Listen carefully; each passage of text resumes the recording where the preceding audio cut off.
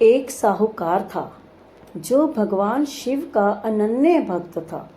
उसके पास धन धान्य किसी भी चीज की कमी नहीं थी, लेकिन उसकी कोई संतान नहीं थी और वह इसी कामना को लेकर रोज शिवजी के मंदिर जाकर दीपक जलाता था।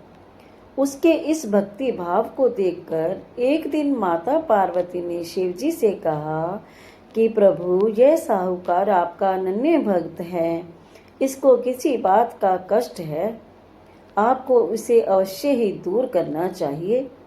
शिवजी बोले कि हे पार्वती, इस साहूकार के पास पुत्र नहीं है, यह इसी से दुखी रहता है।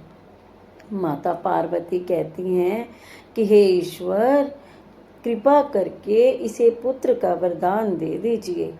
तब भोलेनाथ ने कहा कि हे पार्वती, साहूकार के भाग्य में पुत्र का योग नहीं है। ऐसे में अगर इसे पुत्र प्राप्ति का वरदान मिल भी गया तो वह केवल 12 वर्ष तक ही जीवित रहेगा। यह सुनने के बाद भी माता पार्वती ने कहा कि हे प्रभु, आप इस साहूकार को पुत्र का वरदान दे दीजिए, अन्यथा भक्त क्यों आपकी सेवा पूजा करेंगे। माता के बार बार कहने से भोलेनाथ ने साहूकार को पुत्र का वरदान दे दिया, लेकिन यह भी कहा कि यह केवल 12 वर्ष तक ही जीवित रहेगा। साहूकार ये सारी बातें सुन रहा था, इसलिए उसे न तो खुशी हुई और ना ही दुख हुआ। वह पहले की तरह ही भोलेनाथ की पूजा अर्चना करता रहा। उधर से ठानी गर्भवती हुई और 9वें महीने उसे सुंदर से बालक की प्राप्ति हुई।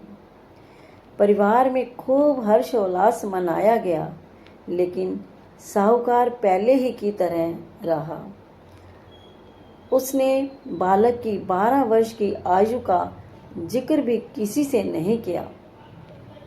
जब बालक 11 वर्ष की आयु का हो गया तो एक दिन साहूकार की सेठानी ने बालक के विवाह के लिए कहा, तो साहूकार ने कहा कि वह अभी बालक को पढ़ने के लिए काशी जी भेजेगा।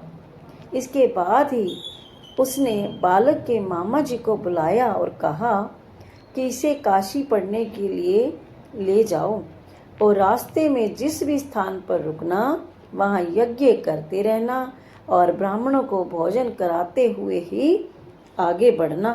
वे इसी तरह ही करते हुए आगे बढ़ रहे थे तो रास्ते में एक राजकुमारी का विवाह था, जिसके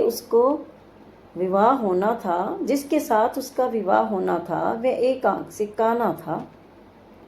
तब उसके पिता ने जब इतने सुंदर साहूकार के बेटे को देखा तो उनके मन में आया कि क्यों ना इसे ही घोड़ी पर बिठाकर शादी के सारे कार्य संपन्न करा लिए जाएं।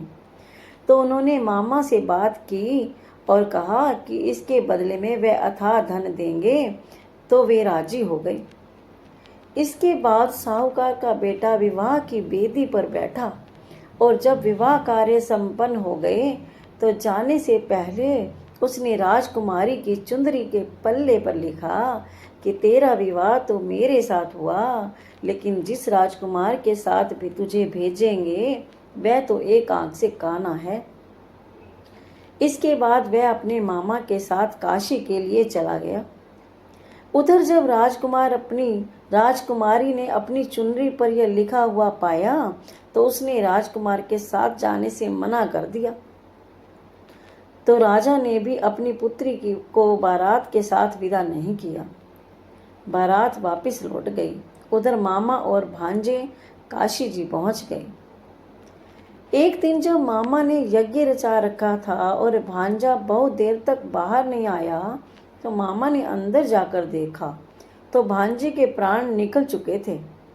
वह बहुत परेशान हुए, लेकिन सोचा कि अगर रोना पीटना मचा दिया तो ब्राह्मण चले जाएंगे और यज्ञ का कार्य तो अधूरा ही रह जाएगा। जब यज्ञ संपन्न हुआ तो मामा ने रोना पीटना शुरू कर दिया।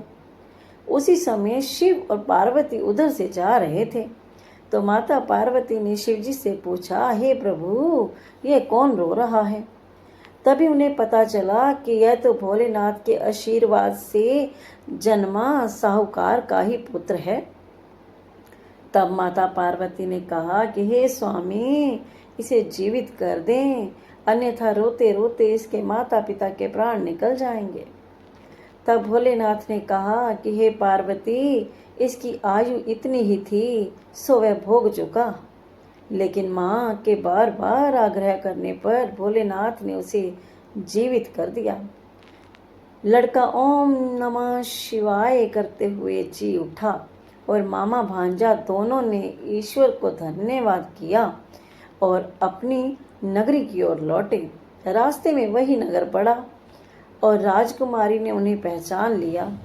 तब राजा ने राजकुमारी को साहूकार के बेटे के साथ बहुत सारे धन धान्य के साथ विदा किया। उधर साहूकार और उसकी पत्नी छत पर बैठे थे। उन्होंने यह प्रण कर रखा था कि यदि उनका पुत्र सकुशल न लौटा तो वह छत से कूदकर अपने प्राण त्याग देंगे। तभी लड़के के मामा ने आकर साहूकार के बेटे और बहू के आने का समाचार सुनाया, लेकिन वे नहीं माने। तो मामा ने शब्द पूर्वक कहा। तब तो दोनों को विश्वास हो ही गया और दोनों ने अपने बेटे और बहू का स्वागत किया। उसी रात साहूकार के स्वप्न में शिवजी ने दर्शन दिए और कहा कि तुम्हारे पूजन से मैं प्रसन्न हुआ।